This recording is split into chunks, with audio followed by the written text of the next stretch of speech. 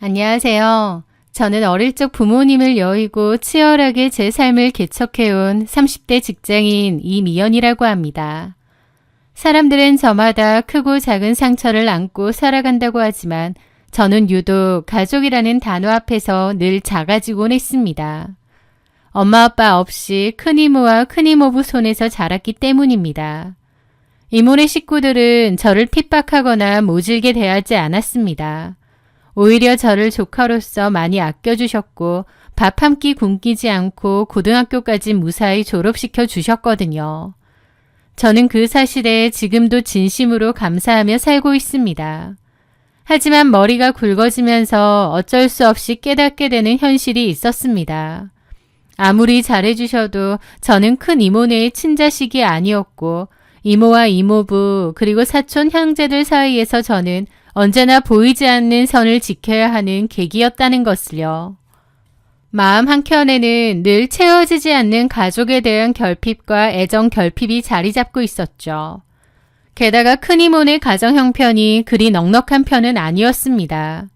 저를 고등학교까지 거두어 주신 것만으로도 벅찬 일이라는 것을 알았기에 저는 20살이 되어 대학에 입학할 때 큰이모에게 간곡히 부탁드렸습니다.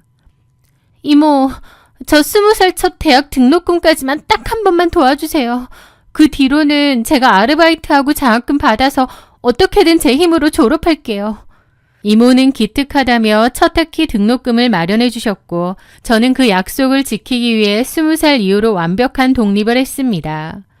학비를 벌기 위해 휴학을 거듭해야 했고 학자금 대출을 받으며 밤낮 없이 아르바이트를 뛰었습니다. 식당 서빙, 편의점 야간 알바, 과외, 카페 등 안 해본 일이 없었죠. 남들이 흔히 말하는 대학생활의 낭만, MT나 동아리 활동, 캠퍼스 커플 같은 추억은 제게 사치였습니다.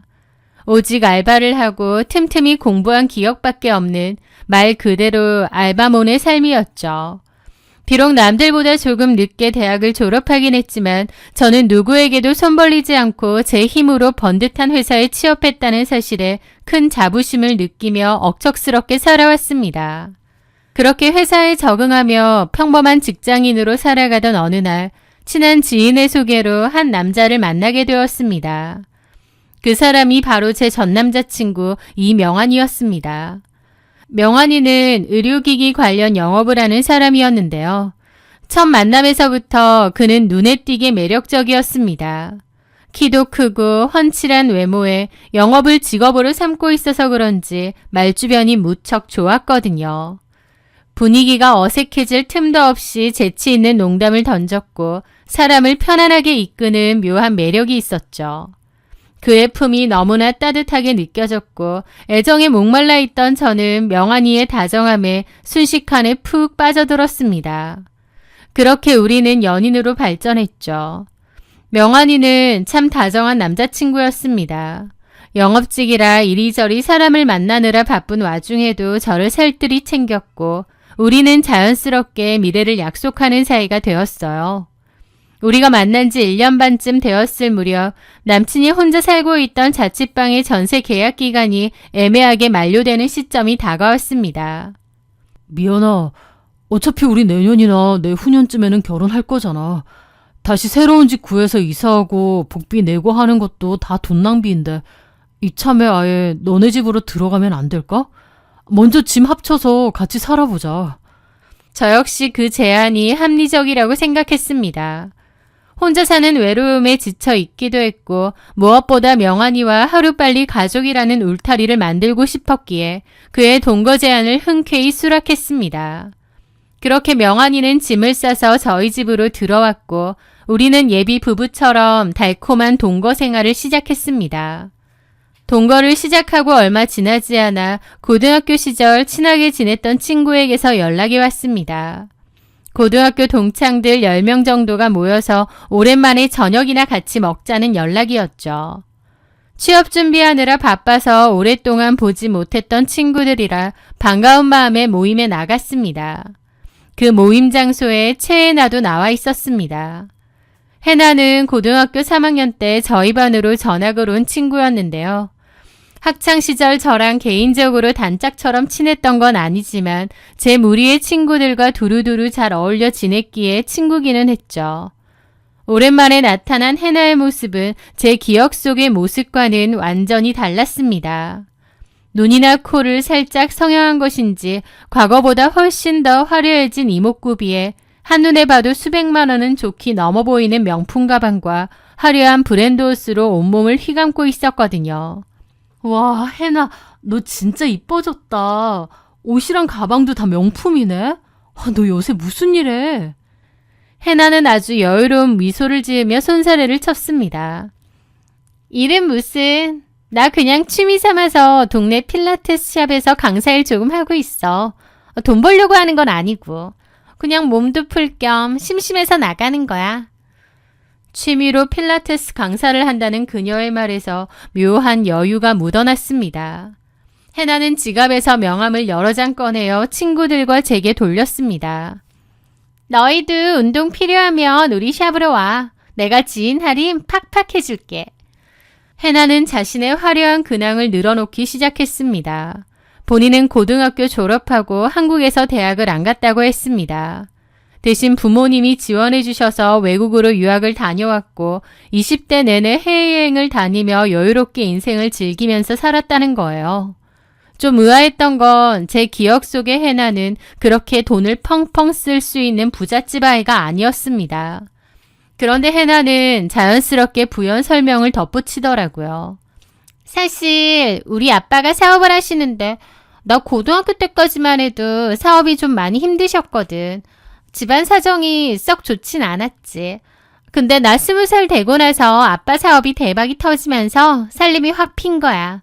아빠가 고생시켜서 미안했다면서 그때부터 내가 하고 싶은 거, 사고 싶은 거 다 하게 해주시더라고. 그래서 유학도 다녀오고 지금은 이렇게 편하게 사는 거지 뭐. 해나가 혼자 살고 있다는 집도 집값이 비싼 부자 동네의 고급 오피스텔이었습니다. 그 이야기를 듣고 나니 저는 그저 와 좋겠다, 여유 있어 보이고 부럽다 라는 생각만 들었습니다. 20대 내내 학비 벌겠다고 아르바이트를 하며 잠을 쪼개 살았는데 해나는 아빠 사업이 잘 되어 유학 가고 명품 두르며 사는구나 싶어 아주 약간의 씁쓸함도 있었지만 티를 내지는 않았죠. 술자리가 이어지던 중 해나가 제 어깨와 등을 유심히 보더니 말을 건넸습니다. 미연아, 너 등이랑 어깨가 너무 많이 굽었다. 거북목도 좀 심하고. 그녀의 말은 정확했습니다.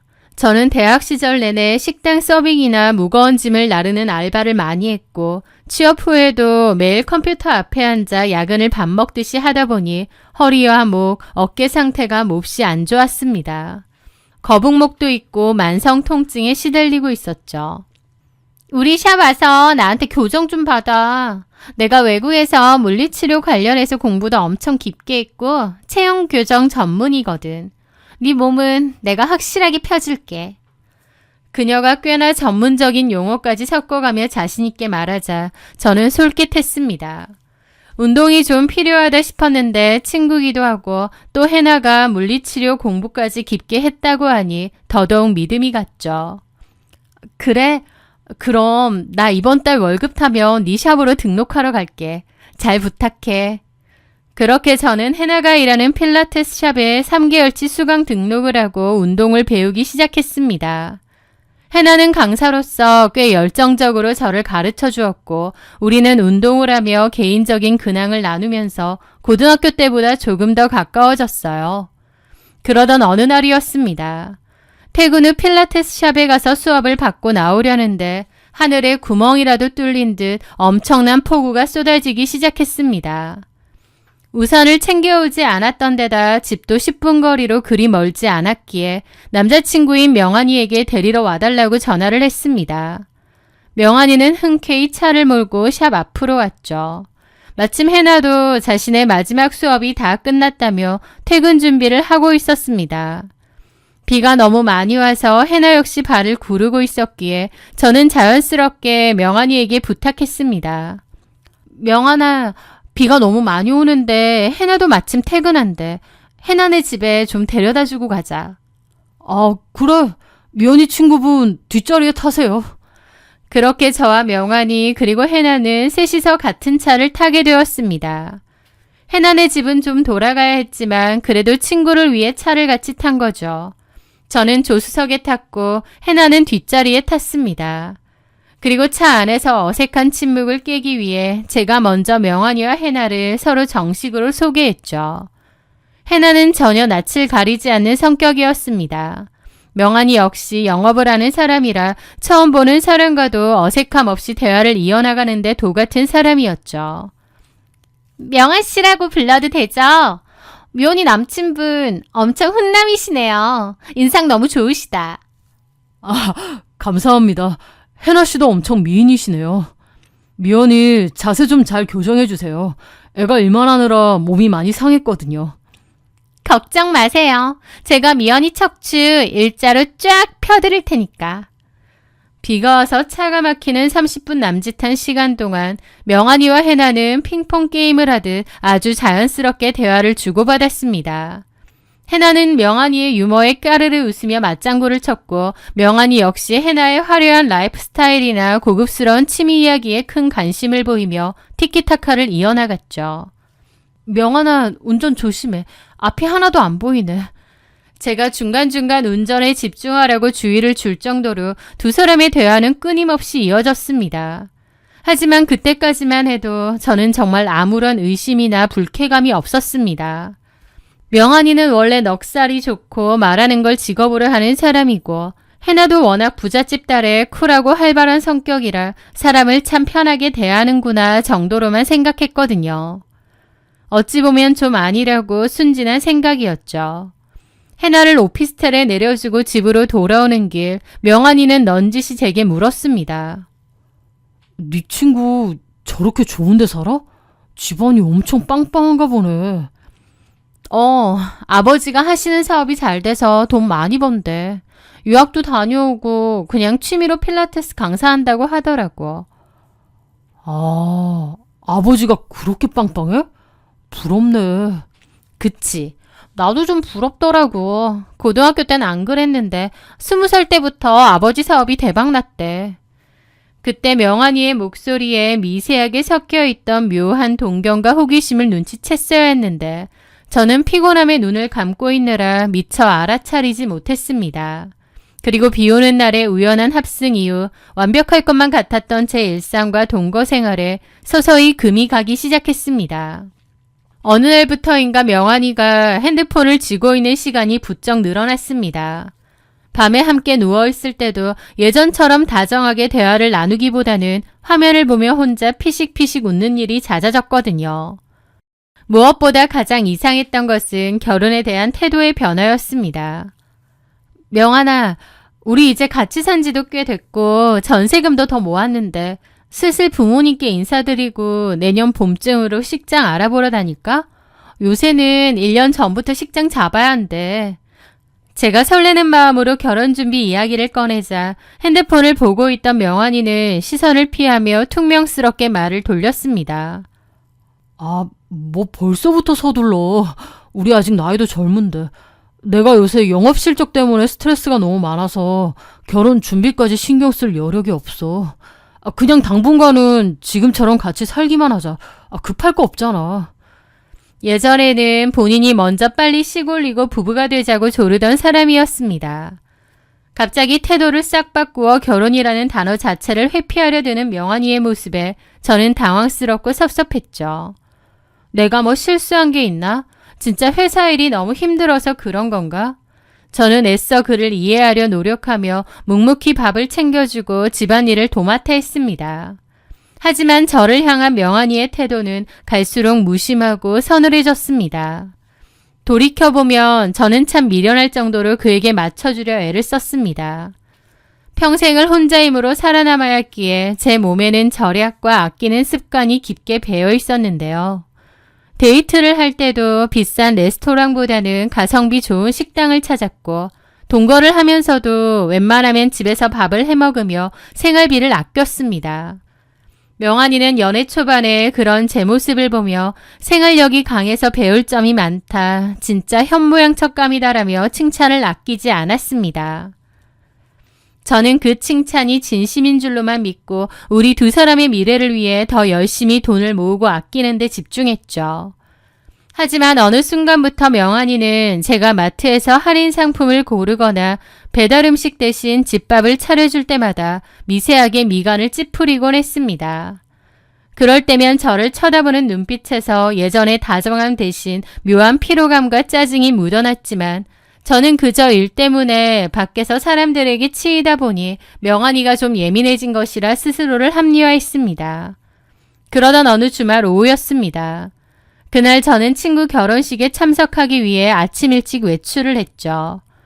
원래는 오후 늦게나 저녁쯤 집에 돌아올 예정이었으나 예식이 끝나고 이어진 뒤풀이 자리가 일찍 파하는 바람에 예상보다 몇 시간 일찍 집으로 돌아오게 되었습니다. 현관문 더하락 비밀번호를 누르고 안으로 조용히 들어섰을 때 집안은 고요했습니다. 명환이가 자고 있나 싶어 발소리를 죽이고 거실로 들어서는데 안방문이 살짝 열려 있었고 그 틈으로 명환이의 목소리가 들려왔습니다. 누군가와 스피커폰으로 통화를 하고 있는 것 같았죠. 통화 상대는 명환이의 친누나였습니다. 명환이와 연애를 하면서 몇 번 인사를 드린 적이 있었기에 목소리를 단번에 알아들을 수 있었어요. 그런데 그 열린 문틈으로 새어나오는 대화 내용은 제 두 귀를 의심하게 만들 정도로 충격적이고 잔인했습니다. 명환아, 너 진짜 걔랑 결혼할 생각이야? 나 솔직히 미연이 별로야. 애가 부모도 없이 이모네 집에서 얹혀 살았다고 했잖아. 그래서 그런가? 생긴 것만 봐도 벌써 애가 팔자가 사납고 너무 억척스러워 보여. 제 배경과 상처를 그렇게 쉽게 입에 올리며 조롱하는 누나의 말에 심장이 덜컥 내려앉았습니다. 하지만 저를 더욱 비참하게 만든 것은 곧이어 들려온 제가 그토록 믿고 사랑했던 명환이의 대답이었습니다. 나도 알아, 누나. 처음에는 애가 생활력도 강하고 야무져서 결혼 상대로 괜찮겠다 싶었거든? 근데 막상 같이 살아보니까 그 억척스러운 게 도를 좀 넘더라고. 맨날 돈 아낀다고 궁상 떨고 사람 피곤하게 만들고 솔직히 말해서 좀 구질구질해. 결혼 상대로는 괜찮을 줄 알았는데 막상 겪어보니까 너무 질려. 순간 머리를 세게 얻어맞은 것처럼 눈앞이 아득해졌습니다. 제가 돈을 아꼈던 이유는 오직 우리 두 사람의 전세 자금을 모으고 미래를 준비하기 위해서였습니다. 제가 입으로 난사입고 먹고 싶은 것 참아가며 억척스럽게 모았던 그 모든 생활력과 노력들이 그에게는 그저 질리고 구질구질한 궁상으로 치부되고 있었던 것이었죠. 하지만 통화는 거기서 끝이 아니었습니다. 내 말이 그 말이야. 뭐하러 그런 고아의 억척스러운 애를 만나서 평생 구질구질하게 살아? 야, 솔직히 지난번에 네가 말했던 그 해나라는 애 있잖아. 걔가 100번 낫지.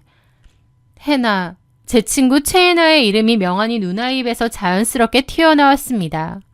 네가 보여준 인스타 사진 보니까 애가 확실히 부잣집 딸이라 그런지 구김살도 없고 귀티가 좔좔 흐르더라.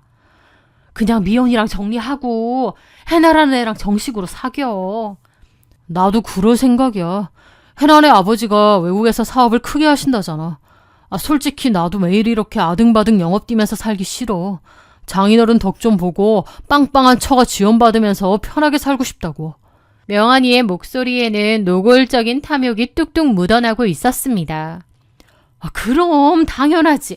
남자는 처가 덕 보는 게 최고야. 부자 사돈댁 한번 맺어보자. 누나가 밀어줄 테니까. 빨리 걔 정리하고 해나한테 공들여. 알고 보니 명환이는 비 오는 날 제 차에 해나를 태워다 준 이후 제가 해나에게 받았던 명함을 몰래 보고 해나에게 개인적으로 연락을 취했던 모양이었습니다. 그리고 저 몰래 제 친구인 해나와 은밀하게 연락을 주고 받았던 것이었죠. 더 이상 그 구역질 나는 대화를 듣고 있을 수 없었습니다. 저는 덜덜 떨리는 손을 꽉 쥐고 안방문을 벌컥 열어젖혔습니다. 지금 무슨 소리 하는 거야? 제 갑작스러운 등장에 침대에 누워 낄낄거리며 통화하던 명환이는 기겁을 하며 벌떡 일어났습니다. 미연아, 너 언제 왔어? 그는 당황해서 황급히 통화 종료 버튼을 눌렀습니다. 얼굴이 하얗게 질린 명환이를 보며 저는 눈물을 쏟아냈습니다. 내가 억척스럽고 구질구질해? 부모 없는 게 내 잘못이야? 나 너랑 우리 미래에서 그렇게 아등바등 살았던 건데 어떻게 나한테 그렇게 말을 해? 그리고 해나는 또 뭐야? 내 친구한테 뒤로 연락하고 있었어? 제가 악을 쓰며 따져 묻자 명환이는 처음에는 당황하며 변명을 늘어놓으려 했습니다.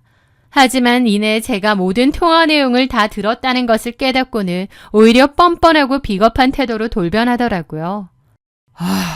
그래. 들었으면 차라리 잘 됐다. 우리 이쯤에서 그만하자. 뭐? 헤어지자고? 그러자 명환이는 아주 비겁하게 자신의 부모님을 핑계 삼기 시작했습니다. 방금 전까지 처가덕을 보겠다며 탐욕을 드러내던 모습은 싹 지우고 말입니다. 솔직히 말할게. 우리 부모님이 너 고하라고 엄청 반대하셔. 이모 밑에서 자랐다고 해도 어쨌든 친부모 없는 거 뻔한데 어느 부모가 좋아하겠어. 나도 부모님 반대 무릅쓰고 너랑 결혼까지 밀어붙일 자신이 이제 없어. 그러던 차에 우연히 해나 씨랑 연락이 닿아서 몇 번 밥 먹고 얘기 좀 나눈 건 사실이야. 근데 너랑 다르게 여유도 있고 나랑 잘 맞더라고. 미안하다. 그냥 서로 더 상처받기 전에 여기서 끝내자. 정상적인 상황이었다면 그런 쓰레기 같은 남자의 뺨을 올려붙이고 쫓아내는 것이 맞을 거예요. 부모 없는 고아라고 제 상처를 후벼파며 핑계를 대는 그 인간에게 오만 정이 떨어지는 것이 정상이었을 겁니다. 하지만 당시에 저는 너무나도 어리석게도 그에게 매달리고 말았습니다. 평생을 이모네 집에서 눈치를 보며 자라며 가족이라는 울타리와 무조건적인 애정에 지독하게 목말라 있던 저였습니다. 저에게 명환이는 단순한 남자친구가 아니라 제가 처음으로 온전히 내 것이라고 믿었던 가족이 될 사람이었거든요. 이 남자마저 잃으면 저는 세상에 또다시 완벽하게 혼자 버려진다는 극도의 공포감과 상실감이 저를 덮쳤습니다. 명환아, 내가 잘못했어. 궁상 안 떨고 너한테 더 잘할게. 부모님 반대하시는 것도 내가 더 싹싹하게 잘해서 마음 돌릴 테니까 제발 나 버리지 마. 저는 자존심도 다 내팽개친 채 그의 바지가랑이를 붙잡고 엉엉 울며 매달렸습니다. 내 친구와 뒤로 연락을 했다는 배신감보다 당장 이 유일한 내 편을 잃게 될지도 모른다는 애정 결핍이 만들어낸 비참한 굴복이었죠. 제가 너무 서럽게 울며 매달리자 명환이는 조금 당황한 듯 한숨을 푹 쉬더니 제 어깨를 토닥여 주었습니다. 알았어, 미연아. 일단 진정해. 울지 말고. 내가 요새 스트레스가 많아서 누나한테 홧김에 헛소리한 거야. 혜나 씨랑은 그냥 친구로 몇 번 연락한 게 다야. 일단 우리 시간을 좀 갖고 천천히 다시 생각해보자. 어? 그는 저를 안심시켜 주려는 듯 부드럽게 달래주었습니다. 제가 조금만 더 노력하고 맞춰주면 그의 마음을 되돌려 다시 예전처럼 다정한 사이로 돌아갈 수 있을 것이라 믿으며 바보같이 가슴을 쓸어내렸습니다. 하지만 그 안도감은 채 며칠을 가지 못했습니다. 그날 이후 명환이는 핑계를 대며 며칠 동안 집에 들어오지 않더니 제가 회사에 출근하여 집이 비어있는 낮 시간을 틈타 자신의 모든 짐을 빼서 흔적도 없이 도망을 가버렸거든요. 퇴근 후 텅 빈 옷장과 사라진 그의 짐을 발견했을 때 얼마나 기가 막히던지요. 전화를 걸어보았지만 이미 제 번호는 수신 차단이 되어 있었습니다. 그제야 애정결핍으로 눈이 멀어 매달렸던 제 자신이 너무나도 한심하고 비참하게 느껴졌습니다. 그리고 그 비참함은 이내 저를 기만하고 뒤통수를 친 명환이와 채은아를 향한 걷잡을 수 없는 분노로 바뀌었죠. 저는 덜덜 떨리는 손으로 해나에게 전화를 걸었습니다. 신호음이 몇 번 울린 뒤 해나의 여유롭고 짜증 섞인 목소리가 들려왔습니다. 미연아. 왜? 전화기 너머로 들려오는 그 뻔뻔한 목소리에 피가 거꾸로 솟는 것 같았습니다. 최애나, 네가 어떻게 나한테 이래? 명환이랑 뒤에서 연락하고 있었어? 제가 소리를 지르자 해나는 전혀 미안한 기색 없이 가볍게 콧방귀를 뀌었습니다. 그것 때문에 전화했어? 명환이가 너한테 말했나 보네. 안 그래도 너 우리 필라테스 샵 수강권 남은 거 내가 내일 네 계좌로 환불해줄게. 걱정 마. 돈이 문제가 아니잖아. 너 내 친구라며. 어떻게 내 남자친구를 뺏어가? 네가 인간이야? 제가 악을 쓰자 해나는 오히려 저를 가르치려 들며 당당하게 대꾸했습니다. 미연아, 말은 똑바로 하자. 내가 뺏은 게 아니라 명환이가 나한테 먼저 호감 보이고 연락한 거야. 명환이가 너랑 사는 거 너무 구질구질하고 답답해서 헤어지고 싶다고 고민 상담하길래 내가 들어주다가 마음이 좀 맞은 것 뿐이라고. 그녀는 마치 남의 물건을 빌려 쓴 것처럼 대수롭지 않게 말을 이었습니다. 명환이 싹싹하고 은근히 귀여운 맛이 있더라. 그래서 나도 마음에 들어서 한번 만나볼까 해. 막말로 너희가 뭐 결혼식장에 들어간 것도 아니고 혼인신고를 한 마누라도 아니잖아? 그냥 동거하다가 헤어진 건데 네가 이렇게 핏대 세우며 따질 권리는 없지 않니? 서로 피곤하게 굴지 말고 쿨하게 끝내자. 해나의 그 오만방자한 말에 저는 기가 막혀 숨이 턱 막혔습니다. 그 천박하고 이기적인 인성에 구역질이 났죠. 그래, 쓰레기들끼리 잘 어울리네. 근데 이건 알아야 될 거야. 너희 둘 다 천벌 받을 거야. 천벌? 그래, 알았어. 천벌 받을게. 라며 저를 조롱하더라고요. 너무 억울하고 분해서 며칠 동안 잠도 제대로 자지 못했습니다. 도망친 명환이나 친구의 남자를 가로채고도 뻔뻔하게 구는 해나 모두 제 손으로 갈기갈기 찢어놓고 싶었죠. 하지만 시간이 지나며 이성을 되찾기 시작했습니다. 애초에 제가 그토록 매달렸던 남자는 저를 사랑한 것이 아니라 그저 자신의 편의를 위해 저를 이용했을 뿐이라는 사실을 인정해야 했습니다. 결국 저는 이 더러운 인연들을 완벽하게 끊어내고 제 인생을 살기로 마음을 다잡았죠. 일주일 뒤 저는 필라테스 샵의 환불 문제도 처리하고 남은 짐도 챙길 겸 그 샵으로 찾아갔습니다. 그 쓰레기 같은 년의 얼굴에 시원하게 욕이라도 한 바가지 부어주고 끝낼 작정이었죠. 그런데 필라테스 샵 문을 열고 들어가 카운터에 있던 원장님에게 체해나를 찾자 원장님은 아주 질색하는 표정을 지으며 고개를 저었습니다. 체해나요? 걔 여기 그만뒀어요. 아니, 그만둔 게 아니라 제가 쫓아냈죠. 저는 의아한 마음에 물었습니다. 네? 쫓아내다니요? 왜 갑자기? 그 말에 원장님은 기가 막히다는 듯 헛웃음을 터뜨렸습니다. 회원님은 채나 친구라고 하지 않았어요? 근데 모르세요? 뭘요? 저 걔랑 연 끊었는데. 걔 부잣집 딸이니 뭐니 하고 다니던데. 아, 그거 다 걔뻥이었죠? 네? 친구라면서 몰랐어요? 며칠 전에 우리 샵에 아주 한바탕 난리가 났었어요. 그게 무슨...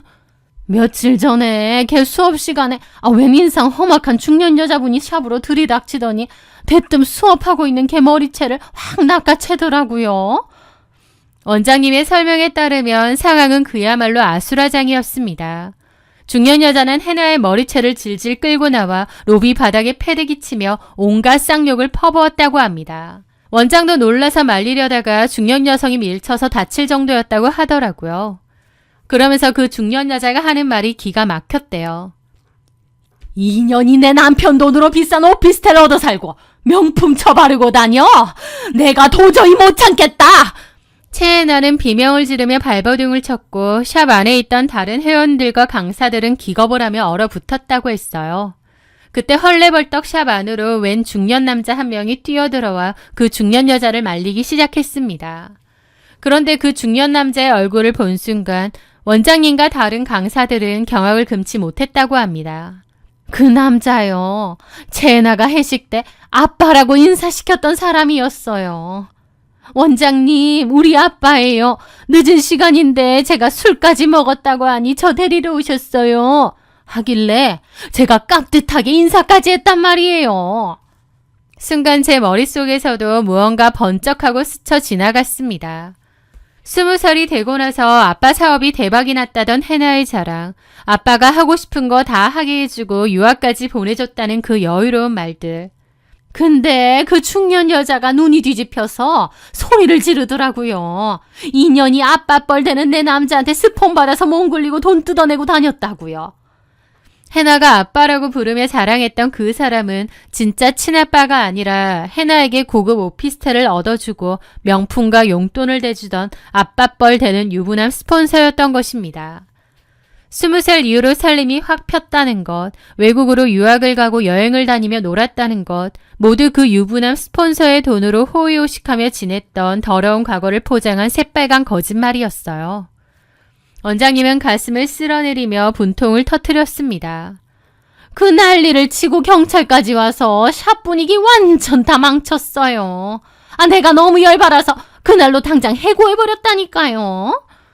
진짜 그런 애들 때문에 성실하게 일하는 우리 필라테스 강사들 이미지까지 다 망친다니까요. 재수 없어 정말.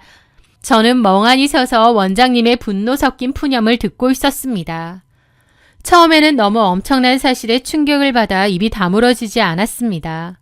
하지만 충격도 잠시 제 머릿속에 명환이와 명환이 누나가 신이 나서 나누던 통화 내용이 떠오르기 시작했습니다. 해나의 아버지가 사업을 크게 하신다며 나도 장인어른 덕 좀 보고 살고 싶다. 부자 사돈댁 한번 맺어보자. 누나가 밀어줄 테니까 빨리 걔 정리하고 해나한테 공들여. 부모가 없다는 이유로 저를 억척스럽고 구질구질하다며 버린 내 전 남자친구. 그가 그렇게 굽실거리며 떡고물을 기대했던 미래의 장인어른이 사실은 최애나의 늙은 유부남 스폰서였다니. 그 생각을 하자 마음속 깊은 곳에서부터 참을 수 없는 폭소가 터져 나올 것 같았습니다. 분노와 비참함으로 억눌려 있던 제 가슴이 한순간에 뻥 뚫리는 기분이었거든요. 그래, 부자 사돈 맺어서 장인어른 덕 많이 보고 살아봐라. 아주 완벽하고 환상적인 가족이네. 저는 마음을 고쳐먹었습니다. 처음엔 명환이에게 전화해서 최애나의 실체를 다 까발리겠다고 협박할 작정이었습니다. 하지만 이내 생각을 고쳐먹고 입을 다물기로 했습니다. 제가 나서서 굳이 진실을 알려줄 필요가 없었으니까요. 그 두 쓰레기가 그려나갈 끔찍한 코미디가 너무나도 기대되었거든요. 저는 원장님께 환불 처리를 받고 남은 짐을 챙겨 미련 없이 샵을 나섰습니다. 그날 이후 저는 명환이와 해나에 대한 모든 연락과 관심을 완벽하게 끊었습니다. 저를 깎아내리고 버렸던 상처를 치유하기 위해 일에만 몰두했고 혼자만의 온전한 삶을 즐기기 위해 취미생활도 시작했어요. 남의 돈에 기대거나 허영을 부리지 않고 땀 흘려 번 돈으로 정직하게 살아가는 제 삶이 얼마나 당당하고 가치 있는 것인지 스스로 증명하고 싶었기 때문이죠. 그렇게 1년 가까운 시간이 흘렀을 무렵이었습니다. 회사 생활에 완전히 적응하고 평화로운 일상을 보내고 있던 저에게 명환이를 소개해준 지인 한 명으로부터 기막힌 소식 하나가 들려왔습니다. 미연아, 명환이 소식 들었어? 걔 이번 주 주말에 결혼하기로 했었는데 3일 전에 파토 나서 완전 개싸움 났대. 저는 진진 모르는 척 놀라며 물었습니다. 결혼이 파토 났다고요? 왜요? 지인은 아주 신이 나서 업계에 파다하게 펴진 명환이의 처참한 몰락 이야기를 털어놓았습니다. 명환이는 저와 헤어진 직후 해나의 화려한 허영심과 사치스러운 라이프 스타일을 맞춰주기 위해 돈을 물쓰듯 쏟아부었다고 했어요. 자신도 번듯한 예비 사위로 보이기 위해 무리해서 외제차를 리스했고 해나가 요구하는 5성급 호텔 웨딩홀과 하이엔드 명품 브랜드의 예물시계, 가방을 사다 바쳤다더군요. 하지만 명환이는 평범한 영업직 회사원이었을 뿐 그 어마어마한 비용을 감당할 재력이 없었죠. 결국 그는 은행에서 마이너스 통장을 한도 끝까지 끌어쓰고 이 금융권 대출까지 손을 대며 그야말로 영끌을 해서 해나의 허영심을 채워주었다고 했습니다. 최애나는 필라테스 샵에서 그 난리가 났음에도 여전히 그 늙은 스폰서를 몰래 만나고 있었던 모양이고 이명환에게도 비밀로 했나 보더라고요. 바보 같은 이명환은 어차피 결혼만 하면 장인어른이 사업 물려주시고 지원 팍팍 해주실 텐데 이 정도 투자는 아무것도 아니야라며 헛바람 제대로 들어 영업일도 똑바로 안 해서 실적도 엉망이었다고 하더라고요. 그런데 영원할 것 같았던 그들의 사기극은 결혼식을 불과 3일 앞두고 완벽하게 박살이 났습니다. 정확히 명환이가 그 사실을 어떻게 알게 되었는지는 모릅니다. 하지만 분명한 것은 명환이가 장인어른이라고 믿고 온갖 나부를 떨며 간쓸개를 다 빼주려고 했던 그 존재가 사실은 자기 예비 신부의 늙은 스폰서였다는 진실을 두 눈으로 마주하게 되었다는 것이죠. 결혼을 3일 앞두고 식장을 취소하려 했지만 당연히 취소도 안 됐을 것입니다. 환불도 안 된다는 걸 알자 그 앞에서 두 사람은 개싸움을 벌였다고 하더군요. 명환이는 해나에게 달려가 네가 나를 속였냐, 내 돈 다 내놔라 이 더러운 년아 라며 길길이 날뛰었고 해나는 지지 않고 속은 네가 등신이지, 네가 혼자 좋아서 명품 사다 바치고 대출 받아놓고 왜 나한테 난리야? 너도 속물이다 라며 악을 썼다고 합니다. 서로의 밑바닥을 가감없이 드러내며 치고받고 싸운 두 사람은 결국 파혼을 맞이했습니다. 하지만 파혼의 대가는 참혹했습니다. 이명환에게 남은 것은 날려버린 호텔 웨딩홀 계약금과 명품 예물 할부금, 그리고 엄청난 빚뿐이었죠. 지인에게 그 이야기를 전해 듣는 내내 저는 참았던 웃음이 새어나오는 것을 막을 길이 없었습니다. 세상에 이렇게 완벽하게 잘 어울리는 한 쌍이 어디 있을까요? 자신의 빈 껍데기를 채우기 위해 남의 돈에 기생하며 거짓말을 밥 먹듯 하던 허영심 가득한 여자와 여자의 거짓된 배경에 눈이 멀어 자신의 분수도 잊은 채 빚을 내어가며 욕심을 부렸던 얄팍한 남자. 유유상종이라는 말은 이럴 때 쓰라고 있는 것이 분명했습니다. 저는 그들이 왜 헤어졌는지 모를 정도로 두 사람이 평생 서로를 물어뜯으며 살았으면 참 좋았겠다는 짓궂은 아쉬움마저 들었습니다. 가끔 창밖을 보며 그때의 일을 떠올리곤 합니다. 만약 명환이와 해나가 눈이 맞지 않고 저와 결혼했더라면 어땠을까요? 저는 아마 평생을 그 이기적인 남자와 제 출신을 멸시하는 신우이의 눈치를 보며 억척스럽고 불행한 며느리로 살아갔을지도 몰라요. 저는 이제 부모님이 안 계신다는 사실을 제 인생의 흠이나 컴플렉스로 여기지 않으려 합니다. 저를 정성껏 돌봐준 이모와 이모부도 계시고 또 저도 누구보다 치열하게 제 두 발로 서서 여기까지 왔으니까요. 그건 부끄러울 게 아니라 자랑스러울 일이 아닌가 싶습니다. 허영의 찬 거짓말이나 누군가에게 기대는 요행 없이 땀 흘려 번 돈으로 당당하게 살아가고 있으니까요. 앞으로도 저는 남에게 상처 주지 않고 스스로에게 부끄럽지 않은 단단한 사람으로 살아갈 것입니다. 제 인생에서 쓰레기들을 알아서 치워준 그 기막힌 타이밍과 운명에 감사하며 말입니다. 저의 이야기를 끝까지 들어주셔서 진심으로 감사합니다.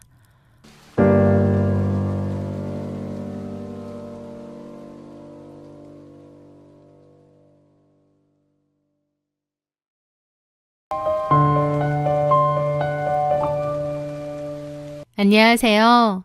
저는 식품회사에서 사무직으로 근무하며 제 힘과 성실함 하나로 인생의 거친 파도를 헤쳐왔던 30대 여성 박하나라고 합니다.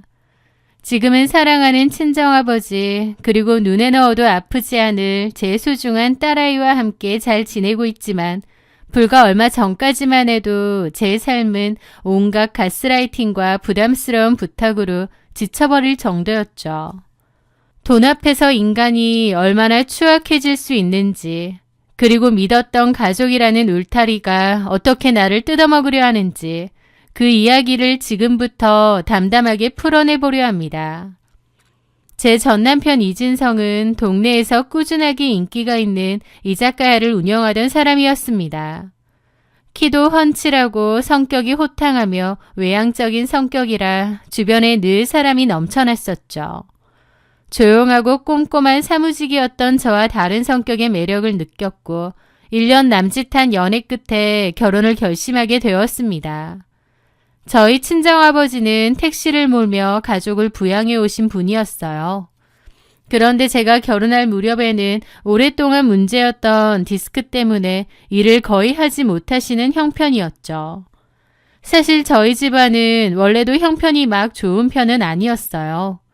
엄마가 일찍 돌아가시고 아버지랑 둘이 살았는데 아버지가 힘들게 저를 홀로 키우셨거든요. 형편은 어려웠지만 사랑만큼은 그 누구도 부럽지 않게 주셨습니다. 그런데 제 결혼 이야기가 나오자 아빠는 변변찮은 혼수 하나 제대로 해줄 돈이 부족하다며 너무 미안해 하시더라고요. 그래서 제가 씩씩하게 그랬죠. 아빠, 걱정하지 마. 나 직장 생활하면서 차곡차곡 모아둔 돈 있잖아. 아빠가 나 여태까지 키워주신 것만으로도 감사한데 내 결혼은 내가 알아서 하면 되지. 그렇게 제 돈으로 결혼식을 준비하던 어느 날 아버지는 저를 조용히 안방으로 부르셨습니다. 그리고 서류 뭉치 하나를 제 손에 쥐어주셨죠. 그것은 아주 오래전 할아버지 때부터 대대로 내려오던 변두리의 땅 문서였습니다. 하나야, 아빠가 다른 부모들처럼 번듯하게 돈 못 줘서 미안해. 대신 이거 받아라. 할아버지한테 물려받은 땅인데 지금 당장은 크게 돈 가치는 얼마 없지만 그 근처에 잘 되네 만의 소문은 꾸준하더라고. 이거 너한테 줄 테니 힘든 일 있을 때마다 쓸 수 있는 자산이다 생각해. 이런 거 하나쯤은 있어야 결혼 생활에서도 기 안 죽는 거야. 아버지가 저에게 넘기신 그 땅은 당시로서는 정말 가치가 크지 않은 땅이었습니다. 하지만 저를 위한 아빠의 마음이 너무 감사했고 제게는 그 어떤 보석보다 큰 위안이 되었죠. 저는 이 이야기를 남편에게 했어요. 그런데 팔지는 않을 거고 그대로 들고는 있을 거라고 했습니다. 그런데 결혼식이 끝나자마자 시어머니와 남편은 바로 그 땅을 정리하자고 설득을 하더라고요. 농사도 짓는 것도 아니고 세금만 축내는 쓸모없는 땅 같던데. 차라리 헐값에라도 내놓고 그냥 팔아치우는 게 낫지 않니? 그거 팔아서 우리 진성이 가게 확장하는 데 보태거나 아니면 주식이나 부동산에 투자하는 게 훨씬 이득이지. 뭐하러 미련하게 쥐고 있어. 남편 역시 똑같은 생각이었습니다. 그래 하나야. 내가 보니까 그 땅 평생 가야 개발 안 돼. 그냥 싼 값에라도 정리하고 그걸로 주식 투자를 좀 하자. 그게 더 현명할 것 같아. 시어머니와 남편뿐인가요? 심지어 시동생까지 정리를 한 해 만에 하더라고요. 막상 결혼하고 보니 저희 친정이 가난하다고 대놓고 무시하면서 아버지가 쥐어주신 땅마저 자기들 마음대로 정리를 하자고 해서 어이가 없었죠. 그리고 사실 시댁 형편도 마냥 좋은 편도 아니고 저희 집이랑 크게 다를 바 없는데도 자기 집보다는 처진다는 생각에 저를 무시하더라고요. 저는 남편과 시댁의 회유를 단칼에 거절했습니다. 남편은 저보고 돈 벌 줄 모르고 고집 세다고 비아냥댔지만 어쨌든 저는 그 땅을 팔 생각이 없었어요. 왜인진 모르겠지만 팔면 안 될 것 같은 기분도 들었고요. 그렇게 시댁 식구들은 그 후에도 은근하게 회유를 했지만 저는 끝까지 제 소신을 굽히지 않았습니다. 그런 소리가 나올 때면 그냥 애써 웃으며 넘기고 한 귀로 듣고 한 귀로 흘렸죠. 그렇게 아이를 낳고 기르는 사이에 결혼 생활도 무려 8년이라는 시간이 흘러갔습니다. 그런데 저에게 마치 기적 같은 일이 벌어졌어요. 평생 개발될 일 없다며 시댁 식구들이 비웃던 그 변두리 시골 땅이 국가 주도의 대규모 신도시 개발 구역에 포함되면서 엄청난 가치 상승을 이뤄낸 것이었죠. 가치 없던 맹지가 하룻밤 사이에 황금 땅으로 둔갑한 거예요. 보상금 규모를 확인하던 날 저는 손이 덜덜 떨려 서류를 제대로 잡지도 못할 정도였습니다. 아버지는 저하라고 주신 땅이지만 당연히 보상금의 절반은 아버지께 드리기로 했습니다. 그리고 나머지 절반은 제 명의의 자산으로 묶어두었고요. 물론 저희 집 가난하다고 은근하게 무시한 시댁 식구들이 얄밉기도 했지만 어쨌든 그래도 한 가족이잖아요. 당연히 어느 정도는 시댁 식구들에게도 주려고 했습니다. 그런데 제가 보상을 받은 후에 시댁 식구들이 보여준 탐욕은 정말 징그러울 정도더라고요. 가장 먼저 시동생은 대뜸 차를 사달라고 요구하는 거예요. 형수님, 저 이번에 취업을 했는데요. 꼭 차가 필요한 곳이거든요. 회사 차 없어요? 보통 회사 차 타고 다닐 텐데. 아니에요. 저희 회사는 개인차가 있어야 된단 말이에요. 업무 때문에 차가 필요한데 개인차가 있어야 된다고요? 그럼 차 없는 사람은요? 무조건 사죠. 저도 이번에 면접 볼 때 차 있다고 했단 말이에요. 그래서 뽑힌 거고요. 없는 차를 왜 있다고 하세요? 사면 되죠. 아니, 형수님 완전 대박 나셨잖아요. 솔직히 시동생이 다른 것도 아니고 취업 때문이라는데 그 정도도 못 도와주세요? 보상 받으신 거에서 차값이라고 해봤자 극히 일부잖아요. 라는데 어이가 없더라고요. 제가 왜 당연히 시동생의 차를 사줘야 하나요? 하지만 저희 남편도 간곡히 부탁하는 겁니다. 모처럼 취업이 됐는데 좀 도와주자면서요. 결국 저는 차값의 반을 도와주기로 하고 나머지는 대출을 하기로 했습니다. 사실 제가 차값의 반을 도와줘도 그 돈만 해도 2천만 원 정도였어요. 그러니까 저는 그 일로 제가 시댁에 할 도리는 다 했다고 생각했습니다. 그런데 그 후에도 시어머니는 또 돈을 요구하는 거예요. 하나야, 내가 그동안 네 남편 키우느라 고생한 세월이 얼마냐. 너 그렇게 돈벼락 맞으면 주변에도 베풀어야 돼. 특히 가족. 남편 잘 키워준 시어머니한테 어느 정도 내놓는 게 자식 며느리 된 도리다. 너 혼자 그 돈 다 움켜쥐고 있으면 벌 받아. 제가 어머님 편으로도 어느 정도의 돈을 쥐어 드렸음에도 그 후로도 끝없는 요구를 하시는데 너무 힘들더라고요. 나중에는 저도 더 이상은 못 드린다고 했더니 섭섭하다고 하시고 엄청 기분 상해하시더라고요. 하지만 무슨 밑 빠진 독에 물 붓기도 아니고 또 시댁 식구들에게 제가 계속 돈을 줘야 할 의무도 없잖아요. 게다가 오히려 시댁 식구들은 계속 땅을 팔라고 부추기기도 했죠. 그때 정말 팔기라도 했으면 어쩔 뻔했나요? 저는 아예 안 드린 것도 아니고 이 정도 해드렸으면 할 만큼 해드린 거 아니냐고 말하고 더 이상은 힘들 것 같다고 말씀드렸습니다. 그 일로 시댁에서도 섭섭해하고 남편도 섭섭해하더라고요. 제가 아예 안 드린 것도 아닌데 섭섭해한다는 것 자체가 이해가 안 됐죠. 남편도 자기는 뭐 안 해주냐고 하도 졸라댄 탓에 이 작가의 리모델링 비용도 대주기로 했습니다. 확장 공사도 같이 있어서 좀 큰 공사였고 공사가 모두 끝나면 대금을 제가 주기로 했죠. 하지만 제가 뭔가를 해줘도 남편도 시댁 식구들도 오히려 저한테 섭섭함만 느끼는 것 같아서 저도 마음이 좀 지쳐가더라고요. 그러던 와중에 그 일이 있었습니다. 보통 남편이 바람을 피게 되면 와이프가 알게 된다고 하던데 저는 솔직히 그때까지도 전혀 몰랐습니다. 직장 다니고 아이 키우고 집안 살림에 너무 바쁘기도 했고 또 성격 자체가 좀 무심하기도 했고요. 그런데 그날은 남편이 휴대폰을 집에 놓고 간 날이었습니다. 주말이었는데 이 작가야는 리모델링을 하기로 해서 임시유업을 한 상태였죠. 남편은 오랜만에 고등학교 친구들을 만난다며 집을 나섰습니다. 그런데 남편이 나가고 30분 정도 지났을까? 카톡 소리가 계속 연달아 나는 거예요. 보니까 남편이 폰을 놓고 갔더라고요. 톡이 계속 오길래 급한 일인가? 폰을 두고 갔다고 말해줘야 되나 싶어서 폰을 보게 되었습니다. 그런데 톡을 열어보고 경악을 했죠. 어떤 여자가 남편에게 톡을 계속 보냈는데 원피스 입은 사진들을 잔뜩 보낸 겁니다. 자기야, 얼른 골라줘. 뭐가 예뻐? 뭐가 자기 스타일이야? 그 톡을 보는 순간 알겠더라고요. 남편이 바람을 피고 있다는 걸요. 결혼해서 바람 피는 사람들 많다는 말 듣기는 많이 들었지만 그게 제 일이 될 줄은 몰랐습니다. 아니, 생각조차 안 해봤던 것 같아요. 저는 경악스러운 마음으로 남편의 폰을 뒤져보았습니다. 그 상대 여자의 이름은 윤지영이었는데 대화를 보니 무려 2년이나 된 오래되고 깊은 불륜 관계였더라고요. 남편이 2년 가까이 바람을 피웠는데 내가 몰랐다고?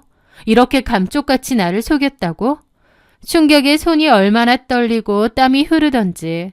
그런데 최근 대화가 더 충격적이었습니다. 남편이 상간녀인 윤지영에게 제 땅과 보상금 이야기를 열심히 하는 거예요. 지영아, 전에 말한 우리 와이프 땅 보상금 엄청 크게 받았거든? 내가 그거 야금야금 다 갖고 올 거야. 일단 너 갖고 싶다던 명품 가방 사줄게. 주문해놔. 내가 돈으로 보내줄 테니까. 와, 오빠 최고. 그럼 내 네일샵 사업 자금은? 그것도 내가 도와줄 수 있지. 걱정 마. 내가 와이프 잘 꼬드겨서 야금야금 다 받아올 테니까. 제 보상금으로 상간녀 가방 사주고 사업 자금 도와준다니. 손이 부르르 떨리고 심장이 터질 것처럼 뛰었습니다. 그런데 비극은 거기서 끝이 아니었어요. 혹시 내가 모르는 다른 비밀도 있나 싶어서 남편의 휴대폰을 더 뒤져보는데 가족 단체 대화방이 있었습니다. 당연히 저는 초대 안 되어 있었고요. 그런데 놀랍게도 시부모와 시동생까지 남편의 불륜 사실을 이미 알고 있더라고요.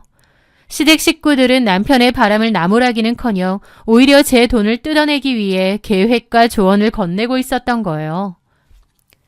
진성아, 그 윤지영이라는 애 만나는 건 좋은데 하나 돈 받기 전까지는 조심 좀 해라.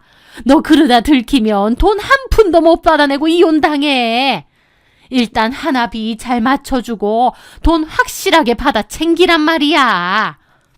형, 나 회사 그만뒀는데 가게 하나만 차려주라고 형수한테 말 좀 해주면 안 돼? 야, 일단 있어봐. 호락호락하지가 않아.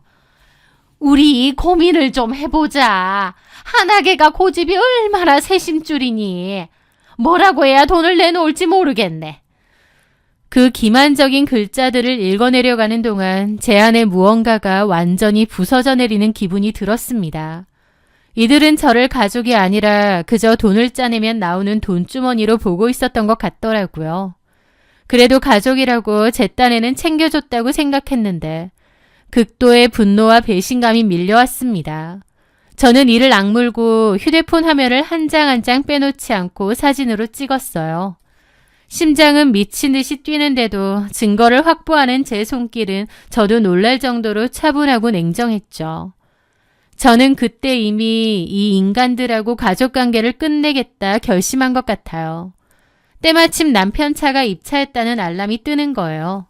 폰을 놓고 갔으니 다시 돌아온 모양이었죠. 저는 폰을 원래 자리에 그대로 내려놓고 방으로 들어갔습니다. 마치 여전히 자고 있는 것처럼요. 남편 들어오는 소리가 들리고는 잠시 후 문을 슬쩍 열더라고요. 저는 자다 깬 것처럼 했죠. 아직 안 갔어?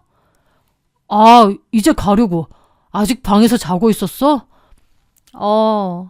많이 피곤한가 보다. 상현 씨 만나러 간다고 했지?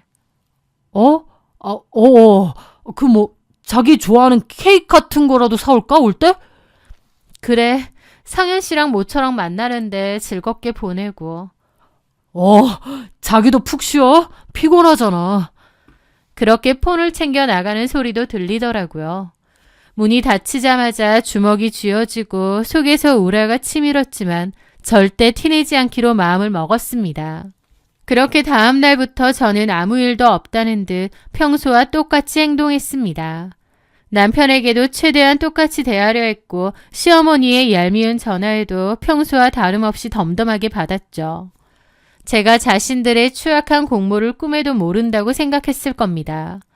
그래서 저한테 가족이라는 핑계를 대며 살살 꼬드기며 그 전처럼 제가 또 돈을 내놓으라 믿고 있었겠죠.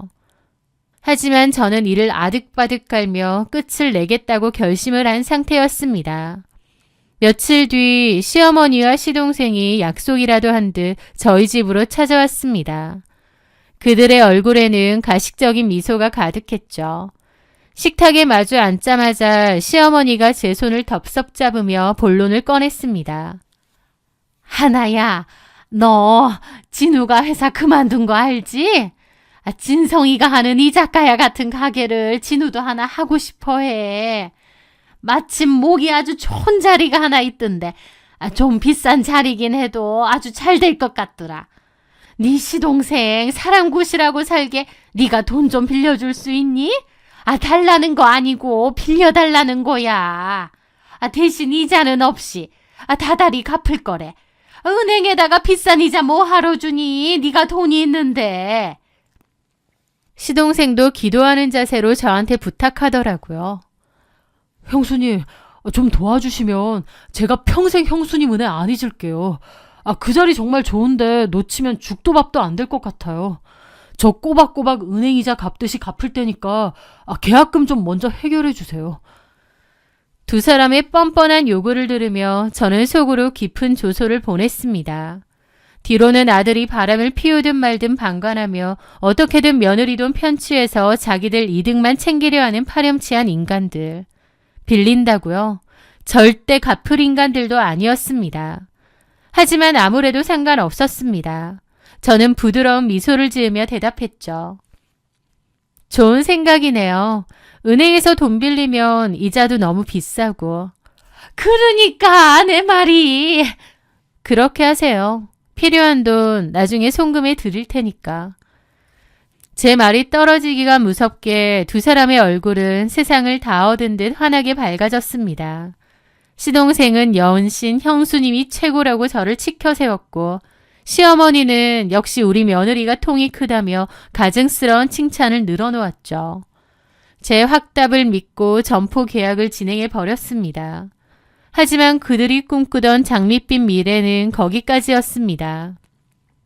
모든 준비가 끝난 저는 남편이 출근하고 비어있는 집에서 제 짐과 아이의 물건을 하나도 남김없이 챙겼습니다.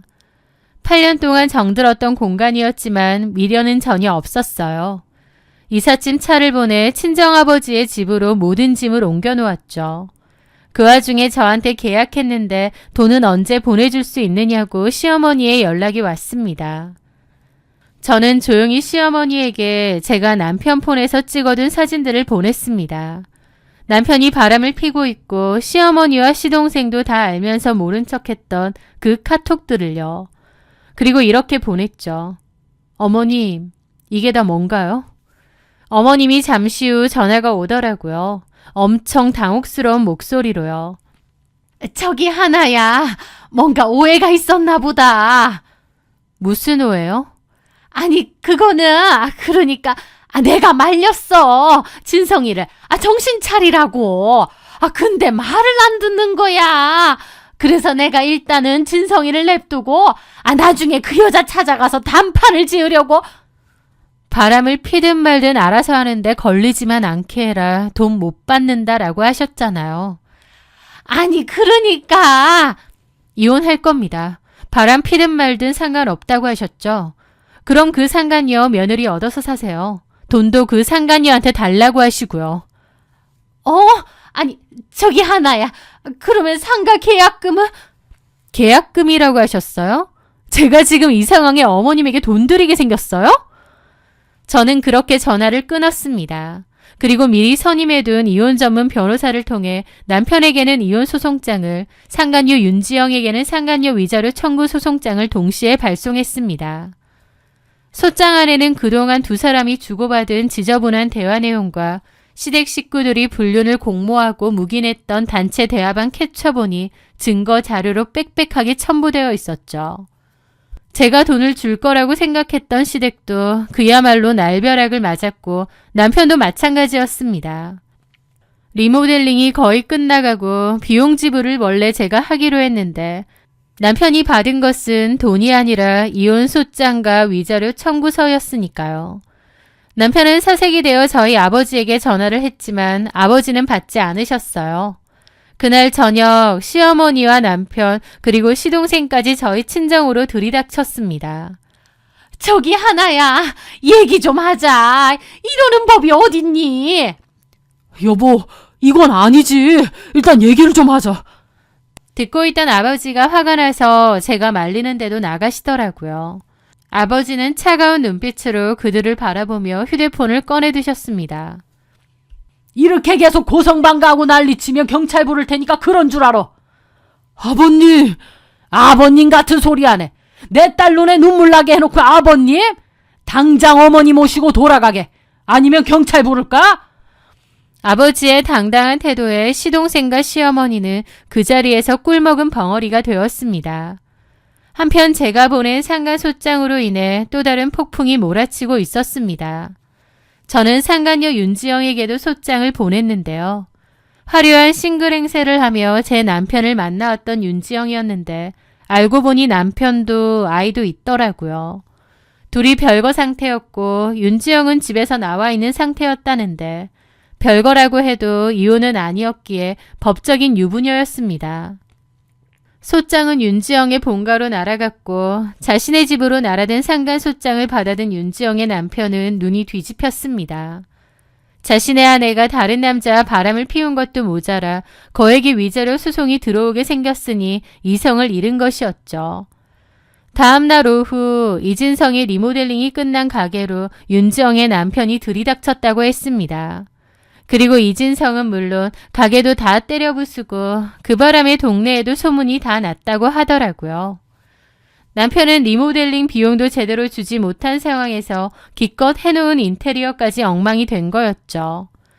그날의 소동으로 인터넷 지역 커뮤니티에는 가게 이름과 함께 불륜 맛집이라는 조롱 섞인 후기들이 줄줄이 올라왔고 단골 손님들마저 발길을 뚝 끊어버렸다는 소문이 가득하더라고요.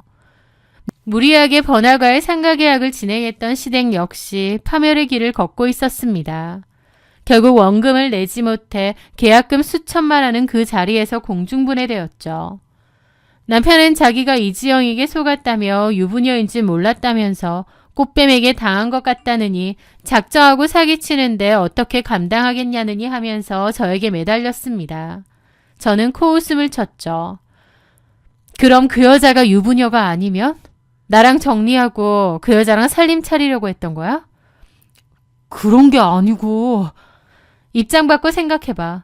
내가 만약에 네가 한 짓 똑같이 했다면 너는 용서가 되겠니? 바람 피고 뒤통수 치고 가족들이랑 한 통속 돼서 돈 빼돌리려고 한 배우자를?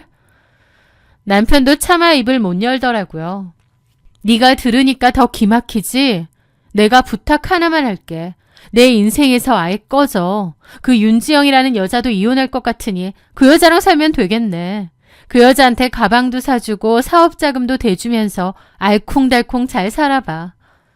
저는 그 후 미련 없이 이혼 판결 서류에 도장을 찍었습니다. 재판부는 남편의 명백한 유책 사유와 시댁의 공모행위를 인정하여 이진성에게 거액의 위자료와 함께 아이의 양육권을 저에게 넘기라는 판결을 내렸죠. 재산분할 역시 제 특유 재산인 땅에 관한 재산은 조금도 포함되지 않은 채 이진성과 제가 살던 집에 대한 재산분할만 이루어지고 마무리되었습니다.